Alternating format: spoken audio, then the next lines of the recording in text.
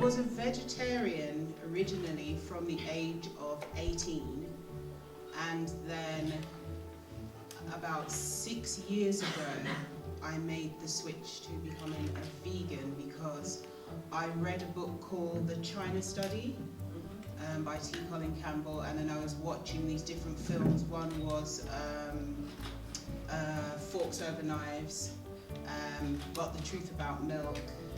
But the statistic that kind of was the aha moment for me was when I was reading The China Study, and there's a statistic in it, I don't know it verbatim, but it says that if you eat meat, it's something like 70% of what you eat can contain saturated fat. And the statistic is exactly the same if you're vegetarian, but if you're vegan, it drops to like 30-something%, and that's when I thought, oh, so what I thought I was achieving through being a vegetarian, I wasn't. Right. So then I decided to make the switch to become a vegan. But I always like to say I'm not an angry vegan, I'm a happy vegan. And I'm not a judgmental vegan. If you want to eat what you want to eat, that's your choice. But, there you go. Okay, so what are some of your favourite vegan foods? That's one. And two, do you miss any foods that you used to? Alright, so my favourite vegan foods, there's so many nowadays, so it's difficult to kind of narrow it down, but my favourite dish, if I was going to be stuck on a desert island, the dish that I would definitely want to have, it's a Jamaican dish called stew peas and rice. So it's kidney beans. In Jamaica we call them red beans, but red peas. But it's kidney beans and they're cooked in spices with coconut milk, and it's really nice. And I usually have that with rice and plantain. In terms of vegan food, that's my favourite dish, and it's traditionally not vegan, but I learned how to make it without the meat, and you don't really miss it without the meat. It's still so flavoursome anyway. So the other things that I actually like buckwheat. Okay. Prior to having buckwheat, I just used to think buckwheat was for people who are strange. But until I started eating it, I thought actually this kind of tastes like rice, and it's not the same kind of carb as rice. So that was kind of the selling point for me. I like that. I like a lot of fruit. I have a sweet tooth, so to curb my sweet tooth, I like to eat lots of fruit. And I like plantain. My most favourite food in the whole world is plantain. Yes. Okay, so what do you miss? It's been so long now because I've been a vegan for 6 years, and then I was a vegetarian for 20-something years before. So it's been a very long time since I've had any meat or fish. So there's nothing that I can think of that I miss. Oh. The only thing I do miss is going to places and not having to worry about what you can eat. Yeah. I mean, before I became a vegetarian, I'm a Seventh-day Adventist. I grew up in the Seventh-day Adventist church, so we don't eat pork and seafood and things like that. So that was always an issue to kind of make sure that wasn't involved in any dishes that I was having. But otherwise, now that I'm a vegan, it is kind of a bit annoying when you're going out, but I've learned how to cope with that. Basically, you eat before you go out if you know there's not going to be anything. Or you ring ahead and do your research on the menu of the place that you're going to. But I always put little snacks in my bag as well. Okay, thank you. So what are some of the challenges? Well, I suppose that's one of the main challenges. Is it that you have been a vegan? The challenge is, well, there's a couple. This eating out can be a challenge, but after a while you get to know where you can go. I mean, Indian restaurants are really good, Chinese, Thai, those are always, really good favourites. Now in London, they're just springing up everywhere. There's a really nice one called Eats by Chloe, which I discovered it in New York. And then I realised they had a branch here in Covent Garden. Well, they've got a few branches here, so that's really good. Apart from that, there's Mildred's, there's another one called Manna, there's loads. There's a website called Happy Cow. I don't know why they call it that. But they call it that because the cow's not going to die. I know, but cow? Anyway, so when you go onto Happy Cow, it can show you anywhere in the world where there are vegan and vegetarian restaurants, takeaways and so forth. So. Hope you guys are taking notes. Right? So I'm Ms. Vanessa, and right now I'm here with Kirly-Sue's dad, and I'm going to be asking him about some questions about the brand new vegan cookbook with kids, which is called Cooking with Kids. So have you made any of the recipes, and if so, what is your favourite one right now? My favourite recipe in the book will be the stew peas. The stew peas and whatever to go fried plant. Yes, that's one of my favourites. And, oh yeah, carry on, sorry. It's a lovely book. I think it's a nice book. It's well done. It's nicely presented. And I hope you will buy the book. Definitely. And how was it like to see the process of your daughter making the book? Because I know that she said in the little Q&A we had today at the event was that she signed the book deal in 2017 in November, which is a very long time from now in November 2019. So what was it like seeing the book come into place? It was wonderful, and as the father, I'm very proud of her. It's a very nice book, and as I said again, I hope you all buy one. And why do you think it's really important for children to learn how to cook vegan treats? It's important for children because children in these days, they like to learn how to eat, how to cook, because instead of going all the time for this fish and chips and chicken and chips, then you use proper recipes and learn to cook properly. Well, that is absolutely great. Thank you so much for being on this quick little interview, and don't forget to go buy the book. Thank you for listening. Okay, so in your book you talk about how one person becoming a vegan can save 198 animals. Want to tell us a little bit more about the impact on the environment, impact for animals? Okay, so I always shy away from talking about this, but it's always good to know. So this is just for information, so it's not for you to feel too bad, but it's good to have knowledge. So a lot of plants and water is used when you're rearing cattle. So if you're producing lots of cows and sheep and so forth, it takes a lot of water and a lot of plants to produce that cow.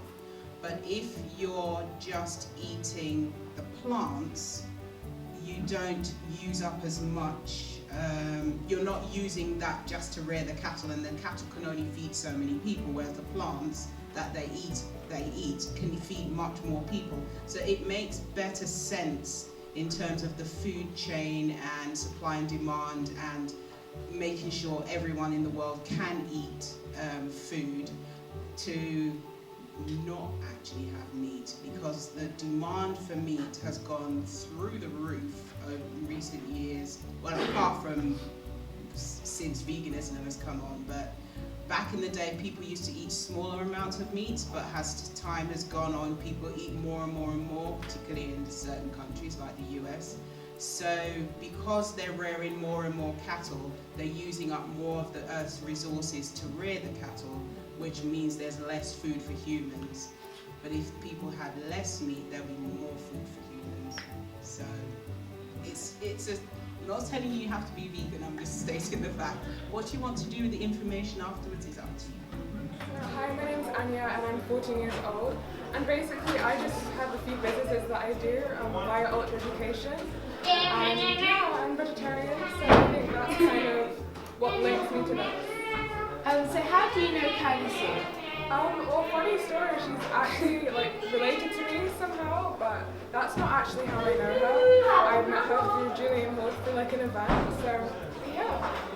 That is really nice. And the second question is, what are your thoughts on making a vegan cookbook for kids? Because it's not for adults like any other ordinary vegetarian or vegan cookbook for adults, but it's one for children. So what would be your thoughts about that? I think it's really good to have like a vegan cookbook for children. I mean, it's like there are like so many like foods nowadays that just aren't that great for like children, and then you start off young and you have bad for your diet.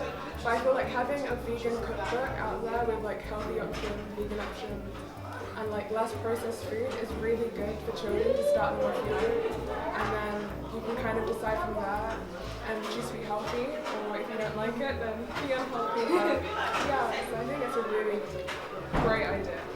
I totally agree with you, because especially when you're not introduced to like healthy foods, you just automatically start like maybe eating meat or eating things that aren't especially like good for their diet, especially at a young age. And the last and final question is, what would be your tips on eating vegan or vegetarian foods? I know that you're vegetarian and that you're plant-based as well. Yeah. So what would be like some tips or people want to start changing their diets? I think just start with something, like people do meat-free Mondays, like Veganuary, which is a vegan January. So I think just start somewhere with something really small. It could just be one meal or like one day where you don't eat meat or anything that isn't vegan. And then you can kind of go from there. Because especially that 2020 is coming up very, very quickly. One of your New Year's resolutions could be to start eating better or start having a vegan or vegetarian diet. Thank you so much for being on this quick little interview, and I hope you had a great time today. Thank you. All right, so is there a right way and a wrong way to be vegan?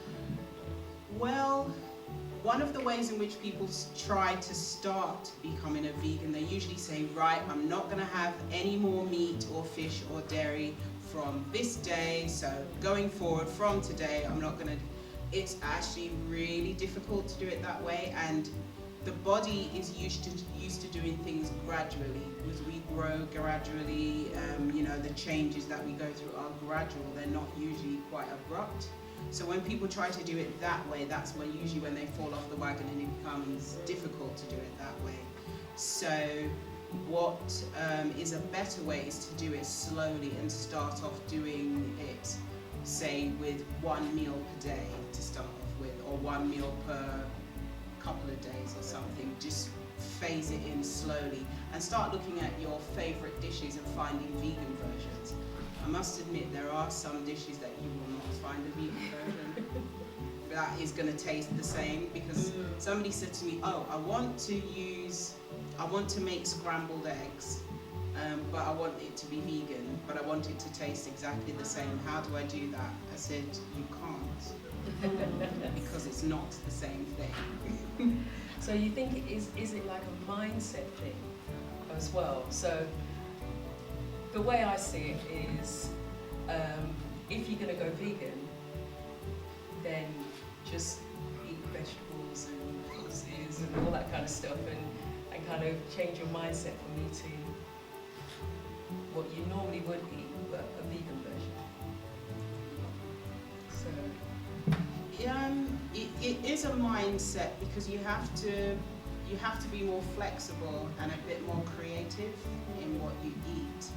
And you have to also know that, cause some people, they think, okay, I'm going to make a vegan version of a dish, and they think, well, there's no meat in it, so it doesn't need any seasoning, right? I always say to people, the same seasoning you'd put in if there was meat, put the same in with the beans, pulses, and the vegetables, because then it's got no flavour. So that's true. And what you said about being more creative, I remember when I went vegetarian, I went so creative. It was crazy. It was everything before that was meat and rice, and then it was just like amazing. So there's hope for veganism, okay? So I know you travel a lot, and your TV show is shown all over the world, but are there any countries which are more vegan friendly than others? I was watching a video actually this week about this. The most vegan friendly city in the world is Tel Aviv in Israel. Who would have thought of that? I don't know. But some of the cities that I know are really good is Berlin in Germany. London, I think, is really good. New York is good as well. Jamaica's actually good as well, because you have a group of people called the Rastafarians, and they have Ital food. Ital food is vegan. and they actually go one step. They don't have any processed foods, so they wouldn't class, say, for example, tofu as idle food, because they say that's processed, so it's not like whole food for them. So there's always, vegan options in Jamaica. And most countries I've been to have been quite good. There have been some I've been to which have been ridiculous, but most places nowadays are quite good. Okay. I know that you have a book and you have a copy with you today, so if you want to show the camera what it looks like, it is super cool. So what do you think about like the colours and stuff? Have you really looked through it? Like, what do you think of some of the recipes? Because I know the images are really nice and the whole layout is really appealing. Yeah, it's really nice. I've tried a few of these recipes and they taste amazing. Well, it's great to know that you're already starting like a vegan diet or eating some vegan treats or eat vegan foods at such a young age, especially at 8 years old. So what was something that you would say for people if they want to start eating some vegan treats?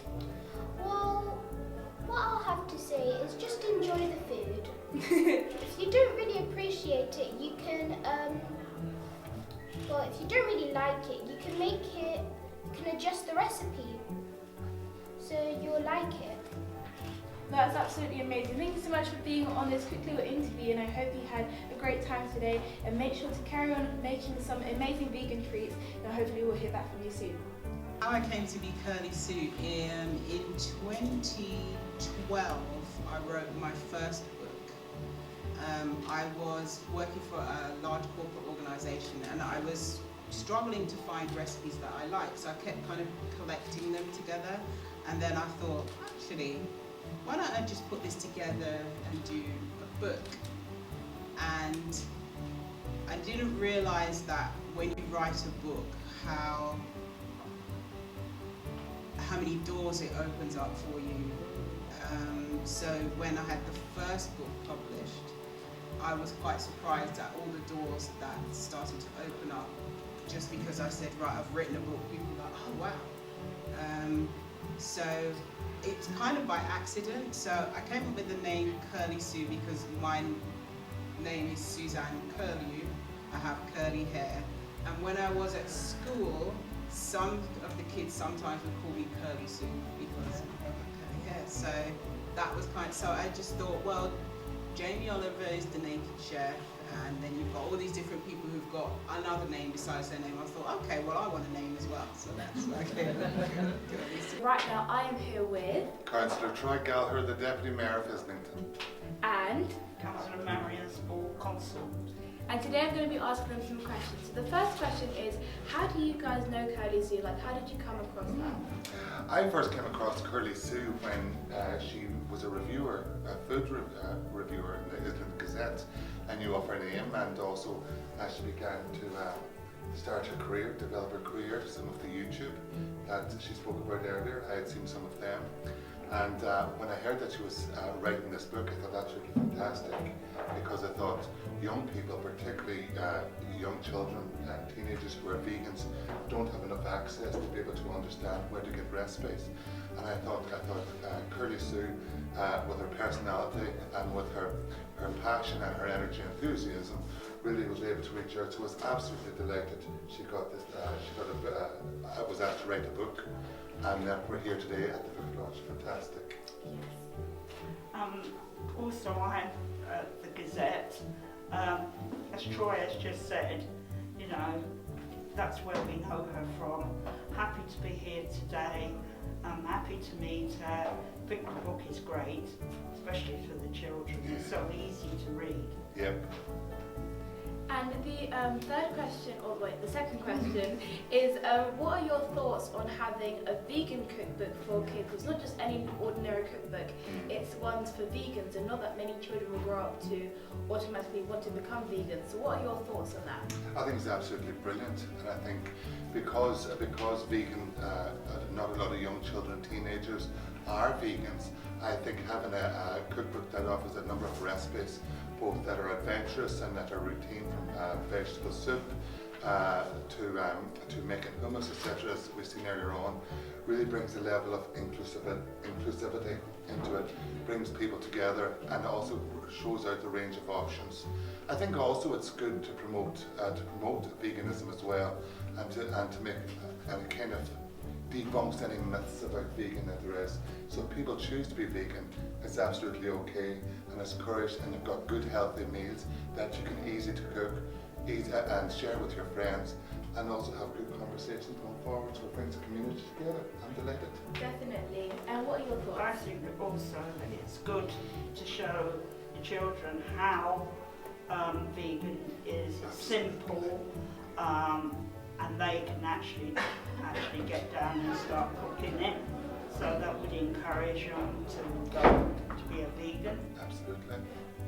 I totally agree with the both of you, especially the book and the colours are very like appeasing, especially to me being 13 years old. Like I'll just keep looking through it. The colours definitely keep you engaged when you're trying to cook, especially some nice vegan treats as well. And the last and final question is, what would be some reasons or some good reasons to become a vegan? Because maybe someone is kind of thinking, should I become a vegan, or should I maybe become vegetarian or stay a meat eater? What would be like your reasons, or maybe like good tips? Education, because I'll be honest with you, I don't believe a lot of people know the difference between vegetarianism and veganism, and I didn't really till a couple of years ago myself when a friend became vegan. So one of the good reasons is it allows people to have a personal choice, young children as well. It also shows about having that level of choice, that they're not strange or they're not outside the normal zone. And it's also about, being able to look after, veganism offers being able to look after the environment, and the choice about animals. I understand that for every vegan saves 198 animals, and I think understand how the food chain works between water and plants and that there. It's really good education, and it's also healthy eating. Yeah, definitely. Definitely healthy eating. I think that it's a growing thing, and if you can get children into veganism, then they're going to be that much healthier. I totally agree with the both of you. Thank you so much for being on this quick interview at the launch today. And before we do, can I also say a huge thanks to you, because you're such a professional interviewer. Thank and you. a great researcher, and the confidence that you're able to speak to a deputy mayor and Consort. Well done to you, and I wish you very well in the career. And I don't think it'll be the last time I'll be seeing you. So, where can people buy the book after today? On my website, www.kirlysueskitchen.co.uk, Kirly spelled Kirly, Kirly-Sue's Kitchen. It's on here, as you can see. So on my website, it's available now. It's got a PayPal button, and that goes straight through to the publishers, and the publishers fulfill the order. Did you get that? That was quite fast. Oh, sorry. On my website. So basically you can buy the book from my website or directly from the publishers. Well, if you buy it from my website, it's direct to the publishers. So it's on my website. Or here. Here's better. All right, so what is next for Kirly-Sue? There is a bit of a book tour that the publishers are doing, and then in March I should be going to film some stuff overseas for a series. So okay, wonderful. Well, thank you so much. Please put your hands together for our book.